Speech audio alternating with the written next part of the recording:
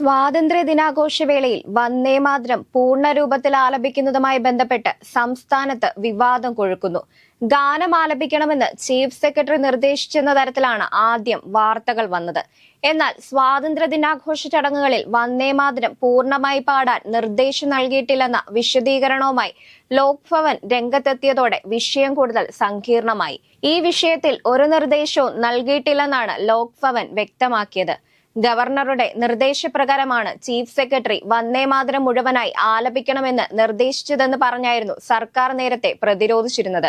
ഇതോടെ ഏത് നിലപാടെടുക്കുമെന്ന കാര്യത്തിൽ UDF സർക്കാരും ഘടകകക്ഷിയായ മുസ്ലിം ലീഗും പ്രതിരോധത്തിലായിരിക്കെയാണ്. ജില്ലകളിലെ സ്വാതന്ത്ര്യദിന ചടങ്ങുകൾക്കായി പ്രോട്ടോകോൾ വിഭാഗം നൽകിയ സർക്കുലറിൽ വന്ദേമാതരം പാടുന്നതിനെക്കുറിച്ച് പറയുന്നില്ല. സ്വാതന്ത്ര്യദിനത്തോടനുബന്ധിച്ച് ഔദ്യോഗിക ചടങ്ങുകളിൽ ദേശീയഗീതമായ വന്ദേമാതരം മുഴുവനായി പാടണമെന്ന് കാണിച്ച് ചീഫ് സെക്രട്ടറി വിശ്വനാഥ് സിൻഹ ഈ മാസം 6-ന് സർക്കുലർ പുറത്തിറക്കിയെന്ന വാർത്തയിലൂടെയായിരുന്നു വിവാദം തുടങ്ങിയത്. ലീഗ് ഉൾപ്പെടെയുള്ള UDF ഘടകകക്ഷികൾക്ക് ഉത്തരവിൽ വിയോജിപ്പുണ്ടെന്നും വാർത്തകൾ വന്നു. UDF BJP അവിശുദ്ധ കൂട്ടുകെട്ട് ആരോപിച്ച് LDFും രംഗത്തെത്തിയിട്ടുണ്ട്. വന്ദേമാതരം മുഴുവനായും പാടുന്നതിനെ ദേശീയ തലത്തിൽ കോൺഗ്രസ് എതിർക്കുമ്പോൾ ഇങ്ങനെയൊരു സർക്കുലർ ഇറക്കിയത് ചർച്ചയായി. ഇനി അങ്ങനെ ലോക്ഭവൻ നിർദ്ദേശിച്ചിട്ടുണ്ടെങ്കിൽ പോലും ഗവർണറും കേന്ദ്രവും പറയുന്നത് അങ്ങനെ തന്നെ ചെയ്യാനാണോ സർക്കാർ എന്ന് CPM നേതാവ് P രാജീവ് ചോദിച്ചു. ലോക്ഭവൻ അത്തരത്തിലൊരു ഉത്തരവ് നൽകിയിട്ടില്ല. ജനാധിപത്യത്തിൽ തിരഞ്ഞെടുത്ത സർക്കാരിനാണ് പ്രാധാന്യം. ഭരണഘടനാപരമായി ദേശീയഗീതത്തിന് അനുമതിയില്ല. അതിനാൽ ഇത് ഗവർണറുടെ മറവിൽ UDF സർക്കാരിന്റെ തീരുമാനമാണെന്നും പുതിയ ഗവൺമെന്റ് വന്നതിനു ശേഷം കാവ്യവൽക്കരണം ത്വരിതപ്പെടുത്തുകയാണെന്നും P രാജീവ് ആരോപിക്കുന്നു.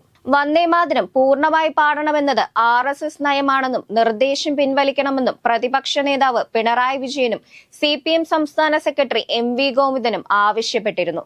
ചരിത്രപരമായി വന്ദേമാതരത്തിന്റെ ആദ്യ 2 വരികൾ മാത്രം ആലപിക്കുന്നതാണ് രാജ്യത്തിന്റെ മതേതര സ്വഭാവത്തിന് അനുയോജ്യമാണെന്ന നിലപാടാണ് വിമർശകർ ഉയർത്തുന്നത്.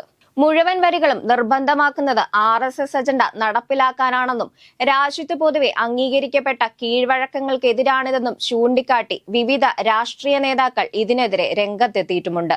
മുമ്പും നിയമസഭാ സമ്മേളനങ്ങളിലും മന്ത്രിമാരുടെ സത്യപ്രതിജ്ഞാ ചടങ്ങുകളിലും വന്ദേമാതരം പൂർണ്ണമായി ആലപിക്കുന്നത് സംബന്ധിച്ച് സമാന തർക്കങ്ങൾ ഉടലെടുത്തിരുന്നു. വിവിധ കോണുകളിൽ നിന്ന് വിമർശനമുയർന്നതോടെ ഗവർണറുടെ നിർദ്ദേശപ്രകാരമാണ് സർക്കുലർ ഇറക്കിയതെന്നും ഇതിൽ സംസ്ഥാന സർക്കാരിന് പങ്കില്ലെന്നും പൊതുവിദ്യാഭ്യാസ മന്ത്രി N ഷംസുദ്ദീൻ വിശദീകരണവുമായി രംഗത്ത് വന്നിരുന്നു. അതോടെയാണ് സർക്കാരിനെ തള്ളി ലോക്ഭവൻ എത്തിയത്.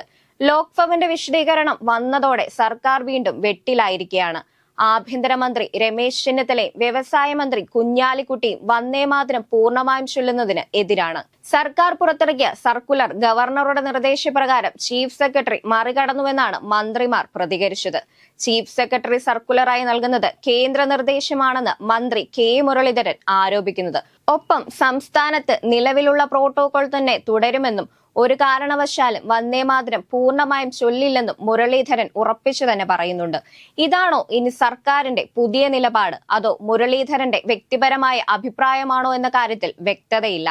സ്വാതന്ത്ര്യ ദിനാഘോഷ ചടങ്ങുകളിൽ പാലിക്കേണ്ട മാർഗനിർദ്ദേശങ്ങൾ ഉൾപ്പെടുത്തി ഓഗസ്റ്റ് 4-ാം തീയതിയാണ് സർക്കാർ സർക്കുലർ പുറത്തിറക്കിയത്. 2 ദിവസം കഴിഞ്ഞാണ് സ്വാതന്ത്ര്യ ദിനാഘോഷ ചടങ്ങുകളിൽ വന്ദേമാതരവുമായി ബന്ധപ്പെട്ട കേന്ദ്ര സർക്കാർ നിർദ്ദേശങ്ങൾ പൂർണ്ണമായി പാലിക്കണമെന്ന നിർദ്ദേശമുള്ള കത്ത് ചീഫ് സെക്രട്ടറി തദ്ദേശ വകുപ്പിന് അയച്ചത്. വിവാദ സർക്കുലർ ചൂണ്ടിക്കാട്ടി സർക്കാർ BJPക്ക് പൂർണ്ണമായും കീഴ്പ്പെട്ടതായി CPM ആരോപിക്കുകയും ചെയ്തിട്ടുണ്ട്.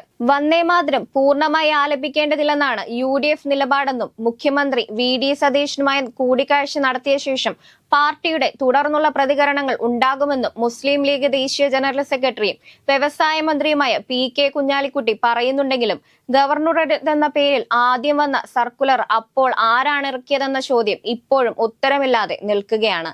എന്നാൽ ഇപ്പോൾ നടക്കുന്ന ഈ വിവാദങ്ങളിൽ UDF അനുകൂല സംഘടനകൾ തീർത്തും അസംതൃപ്തരാണ്. CPM RSSനോട് മൃദുസമീപനം സ്വീകരിക്കുന്നുവെന്നാരോപിച്ച് അധികാരത്തിൽ വന്ന UDF സർക്കാർ സംഘപരിവാർ അജണ്ടകളെ ചെറുക്കുന്നതിൽ മതിയായ ജാഗ്രത പുലർത്തുന്നില്ലെന്നാണ് ഇവർ ചൂണ്ടിക്കാണിക്കുന്നത്. വഖഫ് ബോർഡ്, PM ശ്രീ വിഷയങ്ങൾ ഉൾപ്പെടെയുള്ള പ്രശ്നങ്ങൾ UDFന്റെ BJP വിരുദ്ധ പ്രതിച്ഛായയ്ക്ക് മങ്ങലേൽപ്പിച്ചതായി വിമർശനമുണ്ട്. വന്ദേമാതരം, സവർക്കർ വിഷയങ്ങളിൽ വിവിധ സംഘടനകൾ പുറപ്പെടുവിച്ച പ്രസ്താവനകളിൽ ഈ നിരാശ വ്യക്തമാണ്. രാജ്യസ്നേഹം തെളിയിക്കാൻ ഒരു പൗരൻ തന്റെ മതവിശ്വാസം ഉപേക്ഷിക്കേണ്ടതില്ലെന്ന് വിസ്ഡം ഇസ്ലാമിക് മിഷൻ പ്രസ്താവിച്ചു. എന്നാൽ ചീഫ് സെക്രട്ടറി പുറത്തിറക്കിയ നിർദ്ദേശം തദ്ദേശ സ്ഥാപനങ്ങൾക്കുള്ളതാണെന്ന റിപ്പോർട്ടുകളും വരുന്നുണ്ട്. ഇത് മറികടക്കാൻ താഴെത്തട്ടിലുള്ള ഉദ്യോഗസ്ഥർക്ക് കഴിഞ്ഞേക്കില്ലെന്നാണ് വിവരം. മന്ത്രിമാർ പങ്കെടുക്കുന്ന പരിപാടികളിൽ വന്ദേമാതരം പൂർണ്ണമായി ആലപിച്ചില്ലെങ്കിലും തദ്ദേശ സ്ഥാപനങ്ങളിലെ പതാക ഉയർത്തൽ ചടങ്ങിൽ ഉൾപ്പെടെ മുഴുവൻ ഖണ്ഡികയും ആലപിക്കേണ്ടി വന്നേക്കും. Welfare party of India, Indian national league, Samastha Kerala Sunni student federation എന്നിവരും സമാന പ്രസ്താവനകളുമായി രംഗത്തെത്തി. UDFന്റെ സംഘപരിവാർ അനുകൂല നിലപാടിനെ വിമർശിക്കുന്നതിനാൽ UDF അനുകൂല സോഷ്യൽ മീഡിയ അക്കൗണ്ടുകൾ കൂടുതൽ കടുത്ത ഭാഷയാണ് ഉപയോഗിച്ചത്. എന്നാൽ മുസ്ലിം ലീഗിനെ തൃപ്തിപ്പെടുത്താനാണ് വന്ദേമാതരം മുഴുവനായി ആലപിക്കുന്നതിനെതിരെ കോൺഗ്രസ് രംഗത്ത് വന്നതെന്നാണ് BJPയുടെ ആരോപണം. അതേസമയം വന്ദേമാതരം ആലപിക്കുന്ന കാര്യത്തിൽ രാജ്യത്തെങ്ങും ഇത്തരത്തിൽ അസ്വാരസ്യങ്ങളും അഭിപ്രായ ഭിന്നതകളും നിലനിൽക്കുന്നുണ്ട്. വന്ദേമാതരം ആലപിക്കുന്നത് കൂടുതൽ കർശനമാക്കുന്ന കേന്ദ്ര സർക്കുലർ ഇറങ്ങിയതോടെയാണ് വിഷയം വീണ്ടും ചർച്ചയാകുന്നത്. കേന്ദ്ര സാംസ്കാരിക മന്ത്രാലയത്തിന്റെ നിർദ്ദേശപ്രകാരം ഓഗസ്റ്റ് 9 മുതൽ 17 വരെയുള്ള ഹർ ഘർ തിരങ്ക പരിപാടികളിൽ വന്ദേമാതരം മുഴുവനായി പാടണമെന്നായിരുന്നു സർക്കുലർ.